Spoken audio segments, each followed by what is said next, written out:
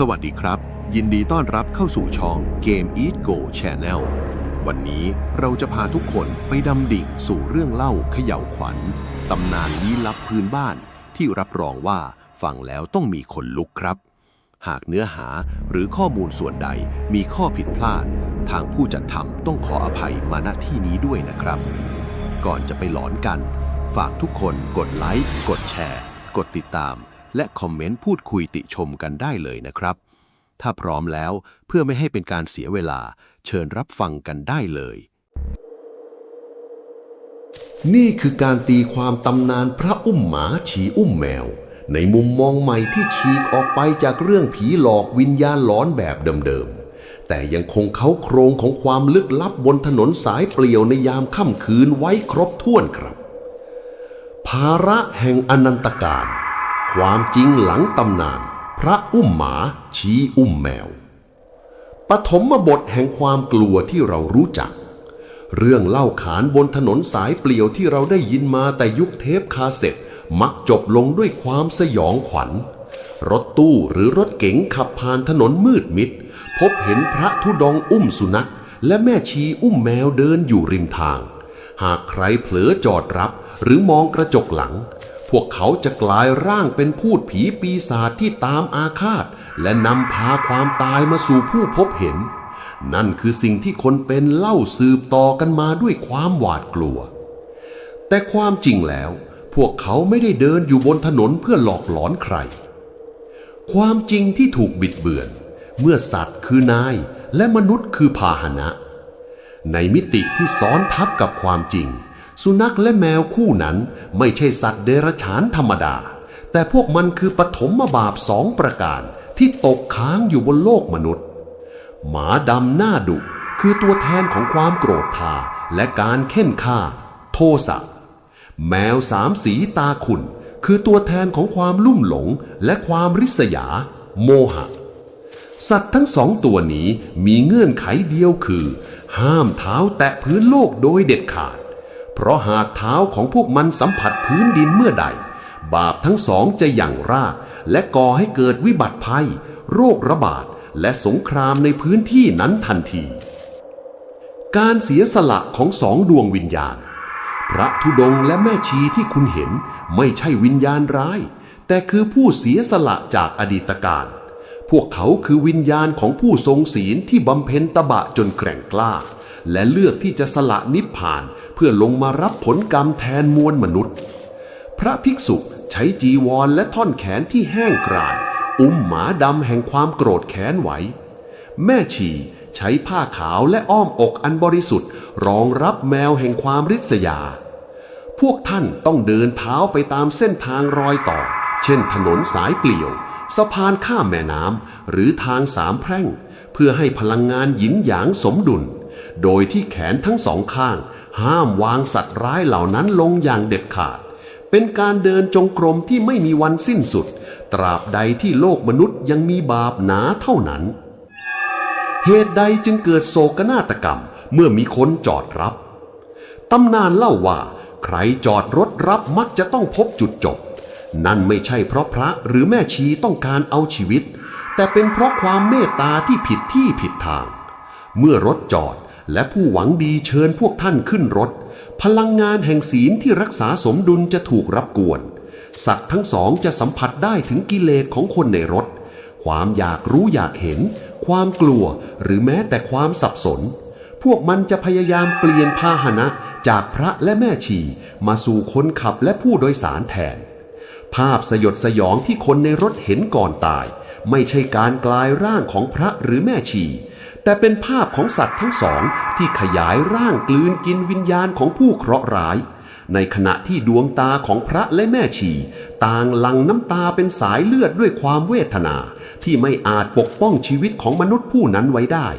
และต้องจำใจแบกรับภาระนั้นออกเดินต่อไปกลางความมืดมิด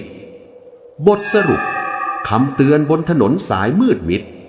หากคุณขับรถไปบนถนนที่ไร้แสงไฟแล้วบังเอิญเห็นแสงสะท้อนจากจีวรหรือชุดขาวอยู่ริมทาง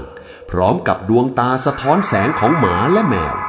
จงเหยียบคันเร่งผ่านไปให้เงียบๆไม่บีบแตรทักทายไม่จอดรับ และอย่ามองกระจกหลังไม่ใช่เพื่อหนีผีร้ายแต่เพื่อเป็นการเคารพต่อดวงวิญญาณผู้เสียสละทั้งสองผู้นั้นที่กำลังแบกรับความมืดมิดของโลกใบนี้แทนพวกเราทุกคนบทความนี้เป็นการตีความและแต่งเติมตำนานขึ้นใหม่เพื่ออรรถรสและความบันเทิงเท่านั้นหากเนื้อหาหรือมุมมองส่วนใดผิดพลาดหรือไปกระทบความเชื่อจนทำให้ท่านใดไม่สบายใจแอดมินต้องขออภัยมาณที่นี้ด้วยครับสำหรับวันนี้ขอบคุณที่ติดตามอ่านจนจบแล้วเตรียมตัวพบกันใหม่ในตำนานบทหน้าสวัสดีครับ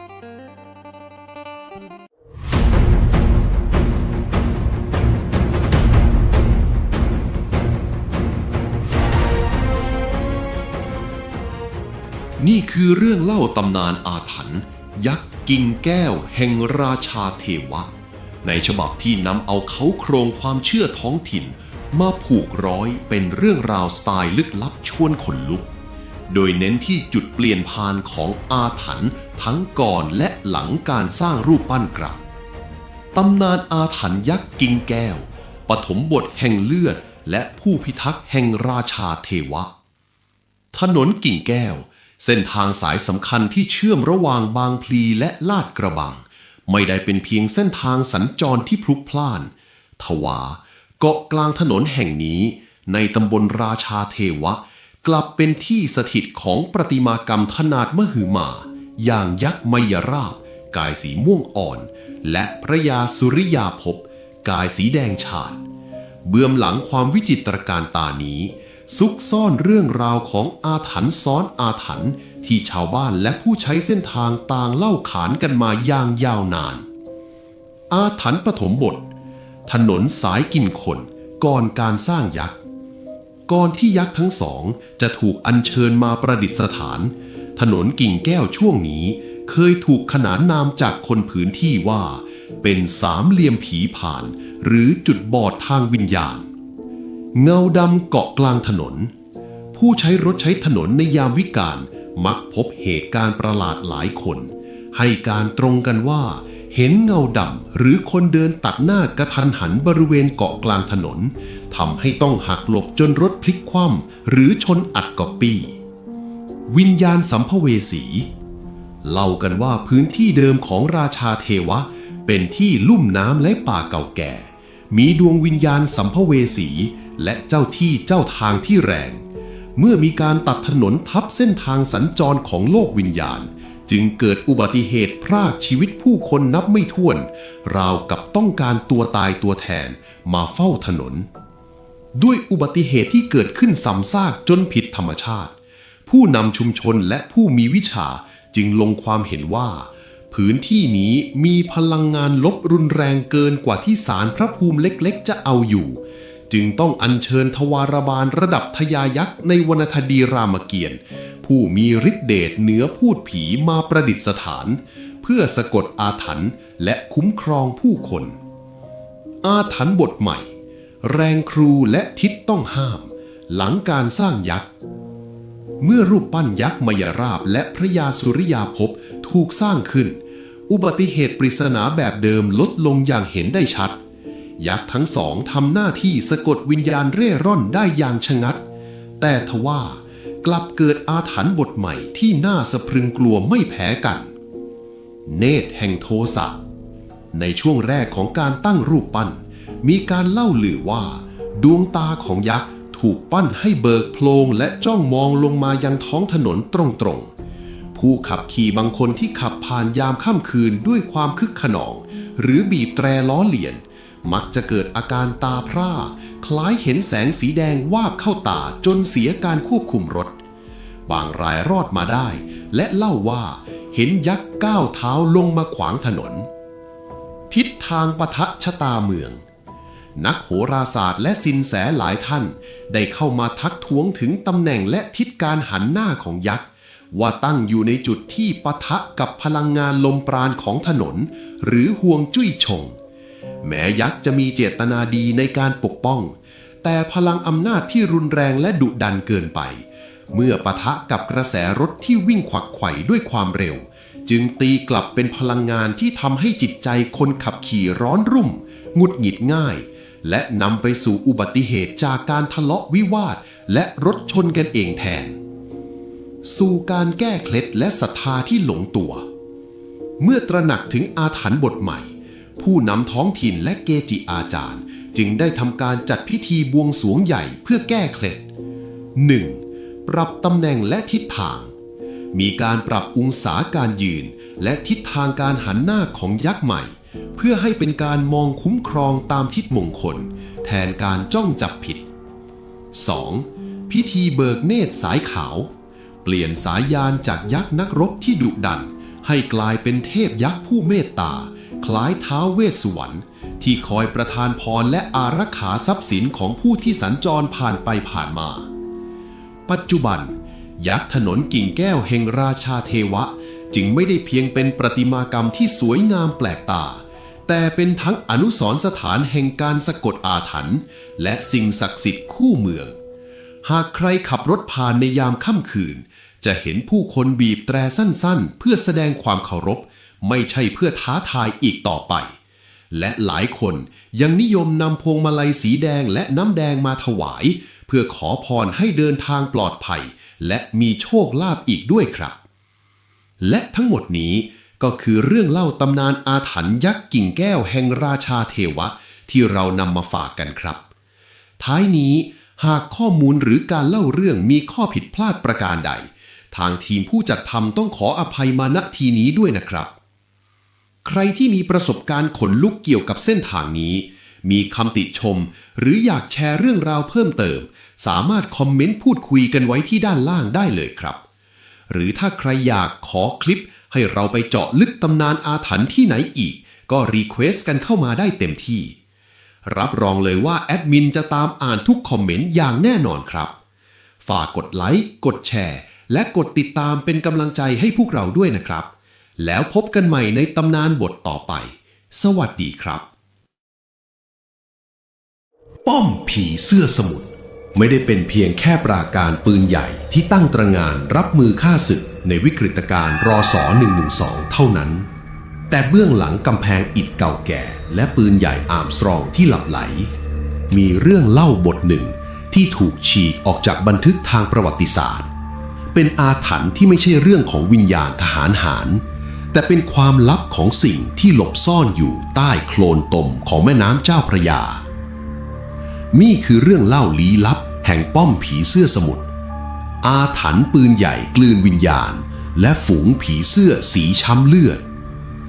ตามประวัติศาสตร์ป้อมแห่งนี้มีการขึงสายโซ่เหล็กขนาดมหึมาข้ามแม่น้ำเพื่อสกัดกั้นเรือรบฝรั่งเศสแต่ในเรื่องเล่าวงในของช่างคุมงานก่อสร้างสมัยนั้นโซ่ตรวนเส้นที่ใหญ่ที่สุดซึ่งถูกถ่วงจมไว้ก้นแม่น้ำไม่ได้ถูกหล่อขึ้นเพื่อทำลายใบพัดเรือแต่มันถูกสลักอักขระสะกดไผ่ไว้ทุกข้อต่อเหตุผลคือก่อนที่จะเริ่มสร้างป้อมคนงานมักพบเห็นกระแสน้ำวนประหลาดในช่วงเดือนมืดและมีคนงานที่ลงไปงมเสาเข็มขาดใจตายโดยศพมีรอยคล้ายปีกผีเสื้อขนาดใหญ่รัดพันรอบตัวร่องรอยนั้นไม่เกรียมและส่งกลิ่นขาวเลือดว่ากันว่าใต้จุดที่สร้างป้อมคือเส้นทางผ่านของสัมภเวสีใต้น้ำหรือที่คนโบราณเรียกขานกันอย่างหวาดกลัวว่าเงาผีเสื้อสมุทรเสียงกลไกปืนใหญ่อาร์มสตรองกลางดังดึกความอาถรรพ์นี้มักจะปรากฏให้เห็นเฉพาะกับยามกะดึกหรือเจ้าหน้าที่ดูแลเกาะที่ต้องอยู่เวรยามในคืนที่น้ำทะเลหนุนสูงและพระจันทร์เต็มดวงเรื่องเล่าจากเวรยามคืนนั้นเงียบจนได้ยินเสียงน้ำเซาะตลิ่งแต่อยู่ๆเสียงจิ้งหรีดก็เงียบกริบตามด้วยเสียงโลหะเสียดสีกันกึกกึกกึกมันคือเสียงเฟืองของปืนใหญ่อาร์มสตรองขนาด7 นิ้วที่ขึ้นสนิมไปแล้วกำลังหมุนเปลี่ยนทิศทางเองอย่างช้าๆและที่น่าขนลุกที่สุดคือปากกระบอกปืนใหญ่ไม่ได้หันไปทางปากอ่าวเพื่อเล็งฆ่าศึกแต่มันค่อยๆกดหัวต่ำลงเล็งจิกดิ่งลงไปที่ผิวน้ำหน้าป้อมราวกับกำลังจ้องมองบางสิ่งที่กำลังจะโผล่พ้นน้ำขึ้นมาปรากฏการณ์ฝูงผีเสื้อสีช้ำเลือดเมื่อปากกระบอกปืนใหญ่ชี้ลงน้ำสิ่งที่ตามมาไม่ใช่ผีเสื้อยักษ์อย่างในวรรณคดีแต่ผิวน้ำที่ขุ่นคลักจะค่อยๆเดือดปุดเป็นฟองสีแดงคล้ จากนั้น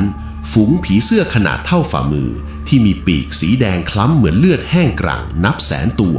จะวิ่งแหวกผิวน้ำขึ้นมาสู่ความมืดพวกมันไม่มีเสียงกระพือปีกแต่ทุกครั้งที่มันบินผ่านใคร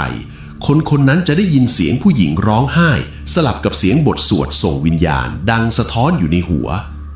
ฝูงผีเสื้อเหล่านี้จะบินไปเกาะตามปากกระบอกปืนใหญ่และโซ่เหล็กเก่าๆเหมือนพยายามจะกัดกินสนิมและปลดปล่อยบางสิ่งที่ถูกโซ่ตรวนและป้อมปราการแห่งนี้สะกดทับไว้มานับศตวรรษกฎเหล็กของผู้ไปเยือนหากไม่อยากเจอดีหากคุณมีโอกาสได้ไปเยือนป้อมผีเสื้อสมุทรในปัจจุบันชาวบ้านเก่าแก่แถบสมุทรปราการมักจะมีคำเตือนที่รู้กันเฉพาะคนในพื้นที่ห้ามมองลึกเข้าไปในปากกระบอกปืนใหญ่เพราะบางคนเคยเห็นดวงตาสีแดงคู่หนึ่งจ้องมองสวนกลับมาจากความมืดในกระบอกปืนหากเจอผีเสื้องางคืนสีเข้มเกาะอยู่ตามซากปรักหักพังอย่าปัดหรือตีมันเด็ดขาดให้เดินเลี่ยงไปเงียบๆเพราะนั่นอาจไม่ใช่แมลงแต่เป็นเศษซากความอาฆาตที่หลุดลอดขึ้นมาจากใต้น้ำถ้าได้ยินเสียงโซ่เหล็กกระทบกันในวันที่ลมสงบให้รีบเดินกลับไปที่ท่าเรือและออกจากเกาะก่อนพระอาทิตย์ตกดินทันทีปัจจุบันป้อมผีเสื้อสมุทรยังคงสงบร่มรื่นและเป็นแหล่งเรียนรู้ทางประวัติศาสตร์ที่งดงามในตอนกลางวันแต่เมื่อตะวันลับขอบฟ้าและสายน้ำเริ่มเปลี่ยนเป็นสีดำคล้ำไม่มีใครรู้เลยว่าปืนใหญ่ที่ลับไหลอาจจะกำลังทำหน้าที่ปกป้องพวกเราจากอะไรบางอย่างใต้แม่น้ำนั้นอยู่ทุกค่ำคืนก็ได้เรื่องราวทั้งหมดนี้เป็นเพียงตำนานและความเชื่อส่วนบุคคลนะครับฟังเพื่อความบันเทิงและโปรดใช้วิจารณญาณกันด้วยนะครับหากมีข้อมูลประวัติศาสตร์ส่วนไหนคลาดเคลื่อนไปบ้างต้องขออภัยไว้ณที่นี้ด้วยครับท่ามกลางทิวเขาที่สลับซับซ้อนและม่านหมอกที่ลอยต่ำปกคลุมตลอดทั้งปีถนนสายตากแม่สอดอุมพางทางหลวงหมายเลข1090ขึ้นชื่อว่าเป็นหนึ่งในเส้นทางที่สวยงามและท้าทายที่สุดในประเทศไทยแต่งดงามเพียงใดใต้เงาของความคดเขียวเหล่านั้นกลับซุกซ่อนเรื่องราวเร้นลับที่เล่าขานกันปากต่อปากในหมู่นักเดินทางและคนในพื้นที่เรื่องราวที่ทำให้เสาหลักกิโลเมตรและรอยล้อบนผืนถนนกลายเป็นพยานเงียบของตำนานที่ยังมีลมหายใจปฐมบทแห่งเส้นทางหยาดเหงื่อเลือดและการสังเวยย้อนกลับไปในยุคบุกเบิกเครื่องจักรและสันถ่ายต้องต่อกรอนกับธรรมชาติที่ดิบเถื่อนอุบัติเหตุระหว่างการก่อสร้างเกิดขึ้นนับครั้งไม่ถ้วนดินถล่มหินร่วงและเครื่องจักรพลิกคว่ำพรากชีวิตคนงานไปทีละคน2 คนจนเกิดเป็นเสียงกระซิบในหมู่ช่างก่อสร้างว่าภูเขาแห่งนี้ต้องการเครื่องสังเวยตำนานพื้นบ้านเชื่อว่าการจะเบิกทางผ่านป่าอาถรรพ์ได้ต้องแลกมาด้วยชีวิตของผู้บุกเบิกเพื่อสังเวยแก่เจ้าป่าเจ้าเขาถนนสายนี้จึงไม่ได้ถูกปูทับด้วยยางมะตอยเพียงอย่างเดียวแต่มันอาจถูกฉาบด้วยหยาดเหงื่อและวิญญาณของผู้ที่ไม่ได้กลับบ้านตลอดกาลดอยรวกเสียงเบรกอาถรรพ์และโค้งร้อยศพเมื่อถนนเปิดใช้งานตำนานบทใหม่ก็เริ่มต้นที่ดอยรวกจุดปราบเซียนที่นักขับรถบรรทุกและรถโดยสารต่างสายหน้าโค้งหักศอกที่ลาดชันลงเขาดุดเหวลึกเป็นจุดที่เกิดอุบัติเหตุรุนแรงซ้ำแล้วซ้ำเล่าบางก็ว่าเบรกแตกบางก็ว่าควบคุมรถไม่อยู่แต่สำหรับผู้ที่รอดชีวิตมาได้บางคนกลับเล่าถึงสิ่งที่วิทยาศาสตร์อธิบายไม่ได้ร่างดำทะมึนที่ยืนขวางโค้งหรือเสียงกรีดร้องที่ดังแว่วมากับสายลมก่อนที่รถจะเสียหลักจำนวนผู้ที่จากไปอย่างกระทันหันพุ่งสูงขึ้นทำให้ที่นี่ได้รับสมัญญานามอันน่าพรึงว่าโค้งร้อยศพชาวบ้านเชื่อว่าวิญญาณของผู้ที่จากไปอย่างกระทันหันยังคงติดบ่วงวนเวียนอยู่ที่นั่นและบางครั้งความเหงาในปรโลกก็อยากหาตัวตายตัวแทนมาร่วมชะตากรรมกิโลเมตรที่115อาณาเขตของผีคุมถนนหากขับรถลึกเข้าไปในเส้นทางสาย1090มุ่งหน้าสู่อุมพางบรรยากาศจะยิ่งวังเวงโดยเฉพาะเมื่อความเหลือมเข้าปกคลุมและเมื่อเข็มใหม่พาคุณเข้าสู่เขตกิโลเมตรที่115ตำนานผีคุมถนนก็จะเริ่มทำงาน จุดนี้ได้รับการโจจันถึงความเฮี้ยนระดับสุดยอดว่ากันว่ามีบางสิ่งทำหน้าที่คอยเฝ้าถนนเส้นนี้อยู่นักเดินทางกลางคืนมักพบเจอเหตุการณ์ชวนขนหัวลุกไม่ว่าจะเป็นเงาคนโบกมือเรียกริมทางที่หายวับไปเมื่อรถวิ่งผ่านหรือความรู้สึกเย็นเยือกที่จู่ๆก็แผ่ซ่านเข้ามาในห้องโดยสารราวกับมีใครอีกคนขึ้นมานั่งด้วยบางความเชื่อบอกว่าผีคุมถนนตนนี้คือดวงวิญญาณของผู้คุมงานก่อสร้างในอดีตที่ยังคงทำหน้าที่ตรวจตราเส้นทางของเขาอย่างไม่รู้จักเหน็ดเหนื่อยและไม่ยอมรับผู้มาเยือนที่ไม่ให้ความเคารพต่อสถานที่ทุกครั้งที่ล้อรถบดเบียดไปบนถนนสายนี้ท่ามกลางความสวยงามของธรรมชาติป่าเขาขอให้คุณจดจำไว้ว่าคุณอาจจะไม่ได้เดินทางอยู่เพียงลำพังบีบแตรทักทายสักนิดส่งรอยยิ้มให้กับเสาหลักกิโลเมตรสักหน่อยเพราะบางทีพวกเขาอาจจะกำลังมองคุณอยู่จากริมฝั่งถนน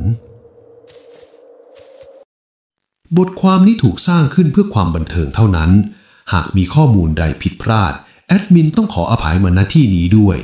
หากผู้ฟังท่านใดมีประสบการณ์กับถนนสายนี้และอยากจะแบ่งปันสามารถคอมเมนต์ไว้ได้หรือหากจะติชมอันใดก็คอมเมนต์ไว้ได้เลยแอดมินจะรออ่านทุกคอมเมนต์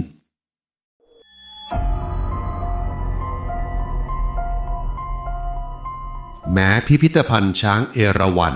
จังหวัดสมุทรปราการผลงานการสร้างสรรค์อันยิ่งใหญ่ของคุณเล็กวิริยพันธ์จะเป็นที่ประดิษฐานของประติมากรรมลอยตัวที่งดงามแต่ในเงามืดของความศรัทธาและความศักดิ์สิทธิ์ของการประทานพรด้านความมั่งคั่งก็ยังมีเรื่องเล่าอาถรรพ์อีกแง่มุมหนึ่งที่ถูกเล่าขานสืบต่อกันมาในหมู่ผู้ที่ได้รับพรแล้วลืมหรือละเลยการแก้บนเรื่องเล่านี้ไม่ได้คลาดเคลื่อนไปจากความเชื่อเดิมที่ว่าช้างเอราวัณคือพาหนะแห่งองค์พระอินทร์ผู้บันดาลความอุดมสมบูรณ์แต่เป็นการขยายภาพความน่าสะพรึงกลัวของอาถรรพ์ให้ชัดเจนยิ่งขึ้นในชื่อตำนานที่เรียกกันเงียบๆว่าอาถรรพ์รอยเท้าทวงทรัพย์แห่งสามภพตามความเชื่อช้างเอราวัณเป็นสัญลักษณ์แห่งความยิ่งใหญ่และโชคลาภผู้คนมากมายเดินทางมาพร้อมกลวยอ้อยและพวงมาลัยเพื่อขอให้ธุรกิจที่กำลังจะล้มละลายฟื้นคืนชีพหรือขอให้จับเงินล้านได้สำเร็จและแน่นอนว่าพระอินทร์และเทพพาหนะของพระองค์ทรงเมตตาเสมอทรัพย์สินและโอกาสการงานมักหลั่งไหลมาดั่งสายน้ำแต่ตำนานบทนี้ได้กล่าวถึงกฎแห่งการแลกเปลี่ยนของสวรรค์ว่าหากผู้ใดที่บนบานสารกล่าวด้วยสัจจวาจาแล้วได้รับความอุดมสมบูรณ์นั้นไปครอบครองแต่กลับเพิกเฉยต่อคำสัญญาอาถรรพ์จะไม่ใช่แค่การเจ็บป่วยหรืออุบัติเหตุทั่วไปแต่จะเป็นการทวงคืนตามลำดับชั้นของพิพิธภัณฑ์ช้างเอราวัณสุวรรณภูมิโลกมนุษย์และสวรรค์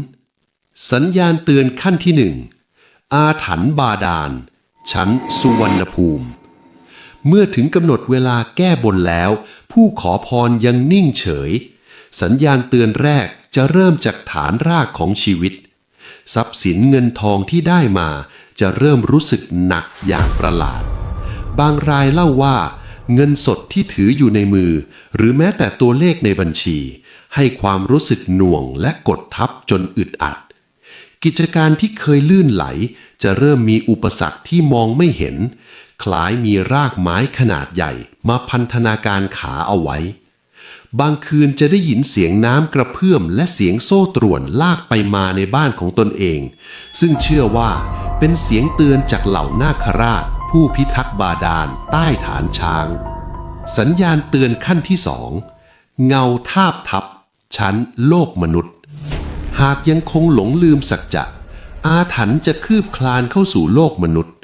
ผู้ที่ติดค้างคำสาบานจะเริ่มรู้สึกเหมือนถูกจับจ้องจากเบื้องบนตลอดเวลาไม่ว่าจะนั่งทำงานหรือขับรถจะเห็นเงาดำทะมึนขนาดมหึมาทาบทับลงมาบังแสงแดดชั่วขณะหรือมองเห็นเงาของเสาขนาดใหญ่4 ต้นคล้ายขาช้างปรากฏอยู่ที่หางตาแต่เมื่อหันไปมอง กลับไม่มีอะไรที่น่ากลัวที่สุดคือ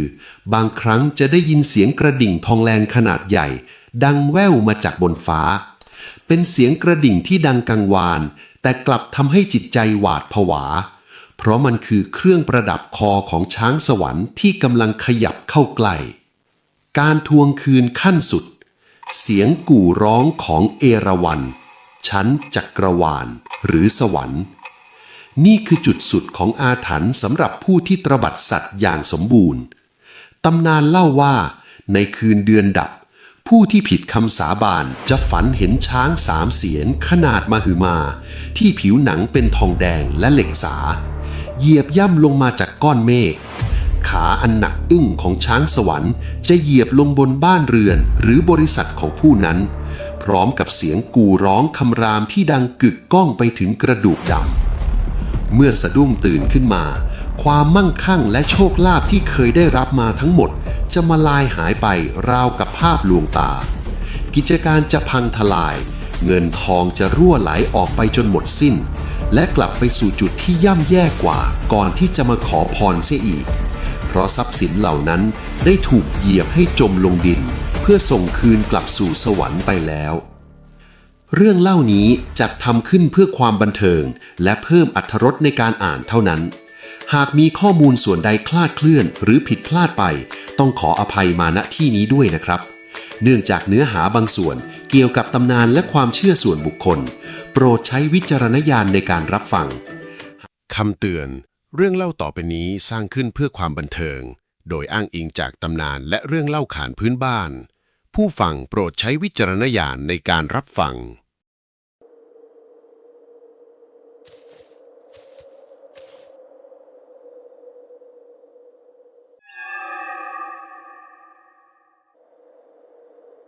กรุงเทพมหานครเมืองหลวงที่ไม่เคยหลับไหลทว่าในบางมุมของเมืองเมื่อแสงไฟสลัวลงและความวุ่นวายจางหายความเร้นลับจากอดีตก็มักจะตื่นขึ้นมาทวงถามถึงความทรงจำกฤษเป็นช่างภาพอิสระที่หลงไหลในการถ่ายภาพสถาปัตยกรรมยามค่ำคืนนั้นเป็นคืนวันโกนบรรยากาศรอบตัวเงียบสงัดจนผิดหูผิดตารถราที่เคยพลุกพล่านบนถนนบำรุงเมืองกลับบางตาจนแทบไม่มีกฤษแบกขาตั้งกล้องมาหยุดอยู่ตรงเสาชิงช้าโครงสร้างไม้สีแดงสดตั้งตระหง่านตัดกับความมืดมิดของท้องฟ้าโดยมีฉากหลังเป็นความวิจิตรของวัดสุทัศน์เทพวรารามเขาตั้งใจจะเก็บภาพเสาชิงช้าในมุมที่ไร้ผู้คนแต่ในขณะที่กำลังปรับโฟกัสกล้องอยู่นั้นลมเย็นเยียบระรอกหนึ่งก็พัดวูบผ่านมาประทะเข้ากับต้นคอจนขนลุกสู้เอียดอาดเสียงไม้ท่อนใหญ่เสียดสีกันดังแว่วมาตามลมกฤษชะงักเขาละสายตาจากกล้องแล้วมองขึ้นไปบนยอดเสาชิงช้าที่ว่างเปล่าไม่มีลมพัดแรงพอที่จะทำให้โครงสร้างขนาดมหึมานั้นขยับได้แต่เสียงนั้นกลับดังชัดเจนขึ้นเรื่อยๆราวกับว่ามีใครบางคนกำลังโลดชิงช้าอยู่เบื้องบนเอียดพับกฤษนึกถึงเรื่องเล่าที่ผู้เฒ่าผู้แก่เคยขู่ไว้ตอนเด็กๆตำนานเปรตวัดสุทัศน์และความสยดสยองของพระราชพิธีตรียมปวายในอดีตพิธีพราหมณ์อันศักดิ์สิทธิ์ที่จัดขึ้นเพื่อต้อนรับพระอิศวรชายชะกันที่ถูกคัดเลือกจะต้องขึ้นไปยืนบนแผ่นไม้โล่ตัวแกว่งไกวให้สูงที่สุดเพื่อเอื้อมมือไปคว้าถุงเงินถุงทองที่แขวนอยู่บนยอดเสาหากคว้าได้คือสิริมงคลแต่หากพลาดพลั้งร่วงหล่นลงมาร่างที่แหลกเหลวคาพื้นดินนั้นจะถูกมองว่าเป็นการสังเวยชีวิตแด่เทพเจ้าความตายที่เกิดขึ้นซ้ำแล้วซ้ำเล่านำมาซึ่งเสียงร่ำลือถึงความเหียนและวิญญาณตายโหงจนในที่สุดพระบาทสมเด็จพระปกเกล้าเจ้าอยู่หัวรัชกาลที่ 7ต้องมีพระราชดำริให้ยกเลิกพิธีนี้ไปตลอดกาลกฤษพยายามสะบัดความคิดฟุ้งซ่านออกจากหัวเขาตัดสินใจก้มลงมองผ่านช่องมองภาพของกล้องอีกครั้งเพื่อจะรีบถ่ายรูปแล้วรีบกลับแต่แล้วภาพที่ปรากฏในเลนส์กล้องกลับไม่ใช่เสาชิงช้าที่ว่างเปล่าในภาพนั้นกรุ่นไปด้วยหมอกควันสีเทาจางๆ ปรากฏร่างของชายในชุดนุ่งโจงกระเบนแบบโบราณกำลังยืนอยู่บนชิงช้าที่แกว่งไกวขึ้นสูงทะลุเมฆชายคนนั้นพยายามเอื้อมมือสุดแขนเพื่อคว้าถุงผ้าสีหม่นที่แขวนอยู่เบื้องหน้าเอื้อมอีกนิดเดียวกริดเบิกตากว้างลมหายใจติดขัดจู่ๆมือของชายในกล้องก็ลื่นหลุดจากเรือกร่างนั้นร่วงดิ่งลงมาจากความสูงนับ10 เมตรในชั่วพริบตากรอบเสียงกระดูกหักลั่นสนั่นก้องไปทั้งลานหน้าวัดสุทัศน์ไม่ใช่เสียงในกล้องแต่เป็นเสียงที่ดังสะท้อนเข้ามาในหูของกริดจริงๆเขาตกใจสุดขีดจนผงะหลังหงายก้นกระแทกผืนเมื่อเงยหน้าขึ้นมองไปที่โคนเสาชิงช้าร่างที่ควรจะร่วงลงมากลับไม่มีแต่ความมืดมิดดำทว่าเมื่อสายตาของกริดค่อยๆไล่มองจากพื้นถนนขึ้นไปตามเสาไม้สีแดงสดเขาก็ต้องแทบหยุดหายใจเงาดำทะมึนร่างหนึ่งกำลังยืนพิงเสาชิงช้าอยู่ร่างนั้นผอมโซจนเห็นซี่โครงแขนและขาของมันยาวเก้งก้างผิดมนุษย์ผิวหนังเหี่ยวย่นสีเทาเข้มและที่น่าสะพรึงกลาที่สุดคือความสูงของมันสูงเทียบเท่ากับยอดเสาชิงช้า